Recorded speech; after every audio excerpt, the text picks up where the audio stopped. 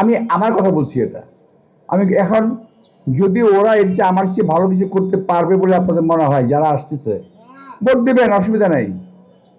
কারণ এই ভোটের অধিকারের জন্য যুদ্ধ করেছি। আমার সার্থকতা সেখানে যে আমাকে ভোট দিক বা না দিক, আমি যে যুদ্ধ করেছি, যুদ্ধ করে ভোটের অধিকার আদায় করেছি, সেটা তো সার্থক হলো। ভোটটা তো আমার দিতে পারলো, এটাই হলো আমার সার্থকতা, আমার শান্তি এখানেই। আজকে এই ভোট নিয়ে বহু লোক আসছে, আসবে, সবাইকে স্বাগত জানাই। কিন্তু দয়া করে আমি বলবো, মিথ্যাচার বন্ধ করেন। কতগুলো কথা বলেছেন আমার সম্পর্কে, আল্লাহর কাছে জবাব দিতে হবে না আমাদের আপনাদের? আর যে যা বলছে আমি তার প্রমাণ চাই, যে অন্তত একটা লোক দাঁড়িয়ে বলুক যে মির্জা আব্বাস সাহেব অপকর্মটা করেছে। সিম্পলি ইম্পসিবল, এটা সম্ভব না। কারণ করার প্রয়োজনই পড়ে নেই আমার। কোন কোন কোন কারণে করতে যাব? কোনো অন্যায় অপরাধ কেন করতে যাব আমি?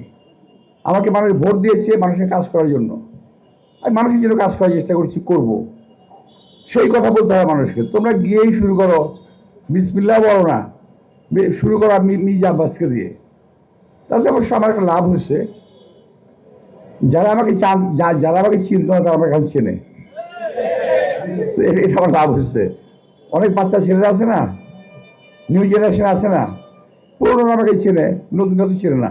তবে ওদের কারণে আমার প্রচারটা ভালো হয়েছে। আর একটা ব্যাপারই আছে, প্রচারেই প্রসার, তাই না? তো এগুলো সব আল্লাহর রহমত। যেটা আমি আমার করতে 1 বছর লাগতো, এটা তারা আমাকে একদিনে করে দিচ্ছে এখন। আমি আমি খুব মজা পাই, ভালো লাগতেছে। আমি মজা পাই এরকম যে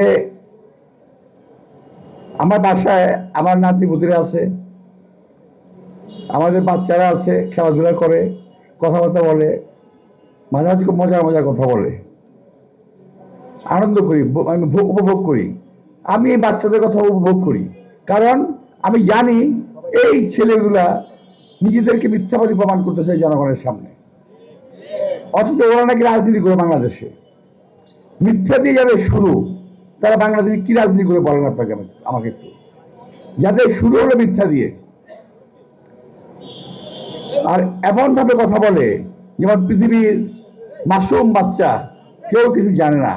ওরা যা বলবে এই দেশের জনগণ তাই বিশ্বাস করবে। আমি বলতে চাই, এই দেশের জনগণ অনেক ফাঁকিবাজি দেখেছে। এখন আপনাদের এই ফাঁকিবাজি কথায় এই দেশের জনগণ বিশ্বাস করে না।